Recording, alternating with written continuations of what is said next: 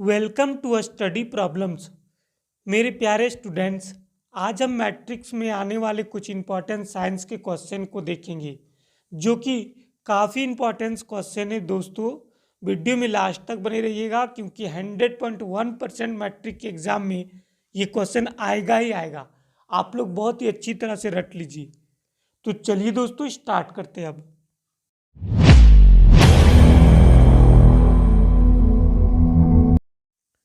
विभवांतर मापने वाले यंत्र को क्या कहते हैं?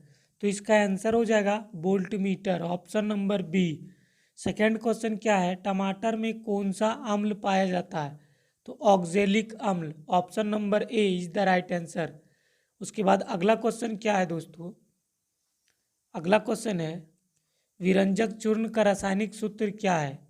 तो विरंजक चूर्ण का रासायनिक सूत्र CaCl2 होता है, CaOCl2 होता है, option number C number option is the right answer.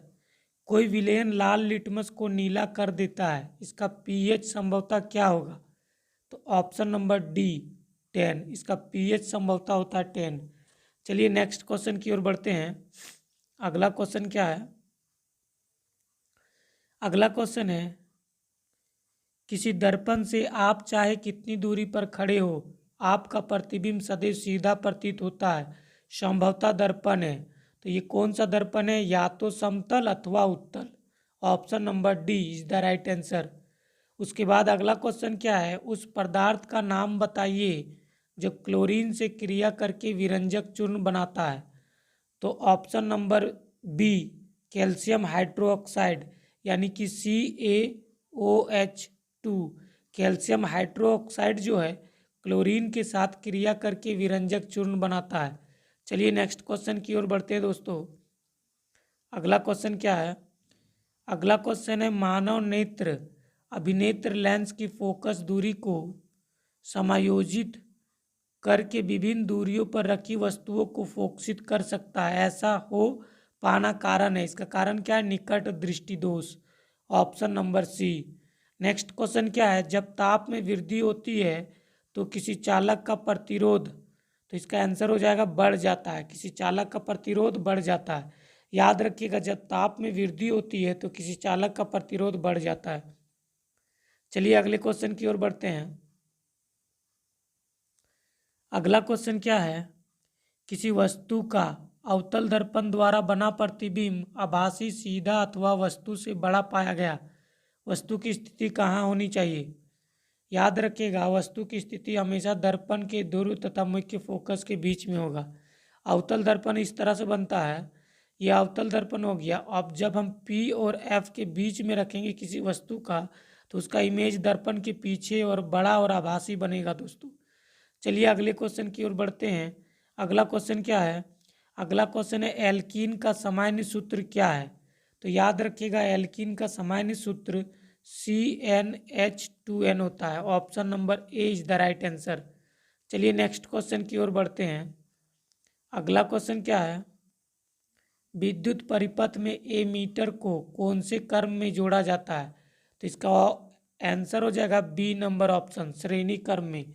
विद्युत परिपथ में एमीटर को हमेशा श्रेणी क्रम में जोड़ा जाता है। 11 नंबर क्वेश्चन क्या है? वाहनों के अग्रदीपों में कौन सा दर्पण का उपयोग किया जाता है? तो इसका आंसर हो जाएगा सी नंबर ऑप्शन, अवतल दर्पण। अवतल दर्पण क्या करता है? वस्तु का बड़ा प्रतिबिंब बनाता है, इसलिए वाहनों के अग्रदीपों में यानी कि आगे आगे देखने के लिए, यानी कि गाड़ी का जो हेडलाइट होता है उसमें अवतल दर्पण का यूज होता है, क्योंकि अवतल दर्पण क्या करता है? वस्तु का बड़ा प्रतिबिंब बनाता है और उल्टा बनाता है, और हमेशा उल्टा बनाता है। चलिए अगले क्वेश्चन की ओर बढ़ते हैं दोस्तों। अगला क्वेश्चन क्या है? जल में विलय करने पर अम्ल कौन सा आयन उत्पन्न करता है? तो इसका आंसर हो जाएगा hydrogen, sorry, option number A hydrogen. जल में विलय करने पर अम्ल कौन सा आयन उत्पन्न करता है? तो option number A hydrogen ion उत्पन्न करता है। अगला क्वेश्चन क्या है? एक ऐसी अधातु का नाम लिखिए जो चमकीला होता है। तो इसका आंसर हो जाएगा D number option, iodine. Iodine एक ऐसी अधातु है जो चमकीला होता है। जिन्होंने अभी तक हमारे चैनल को सब्सक्राइब नहीं किए हैं तो नीचे रेड कलर के सब्सक्राइब बटन को दबाकर चैनल को सब्सक्राइब कर ले दोस्तों, ताकि इसी प्रकार का वीडियो मेरे चैनल में मिलता रहे। नेक्स्ट क्वेश्चन क्या है दोस्तों, एक ऐसी धातु का नाम लिखिए जो हथेली पर लिखने पर पिघलने लगती है। तो इसका आंसर हो जाएगा gallium, C number option. Gallium जो है हथेली पर रखने पर पिघलने लगता है। अगला क्वेश्चन क्या है, हृदय से रक्त को संपूर्ण शरीर में पंप किया जाता है। तो इसका आंसर हो जाएगा बी नंबर ऑप्शन, विलय द्वारा। चलिए नेक्स्ट क्वेश्चन की ओर बढ़ते हैं। अगला क्वेश्चन क्या है, अगला क्वेश्चन है मुकुलन द्वारा अलैंगिक जनन होता है।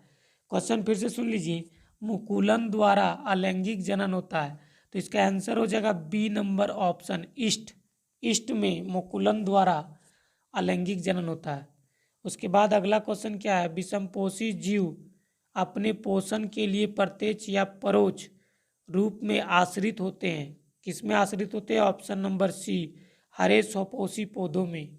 हरे स्वपोषी पौधों पर विषमपोषी जीव अपने पोषण के लिए प्रत्यक्ष या परोक्ष रूप से आश्रित होते हैं। चलिए नेक्स्ट क्वेश्चन की ओर बढ़ते हैं दोस्तों।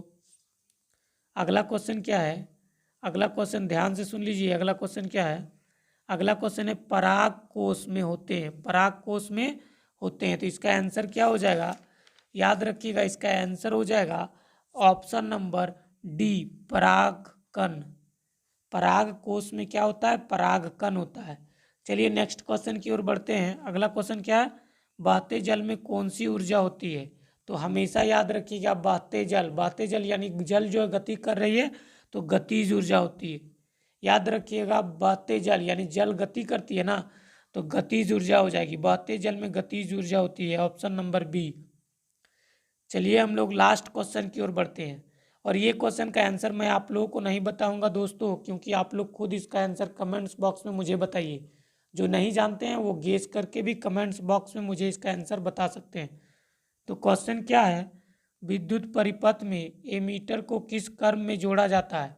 तो जल्दी से आप लोग कमेंट्स बॉक्स में इस क्वेश्चन का आंसर मुझे बताइए।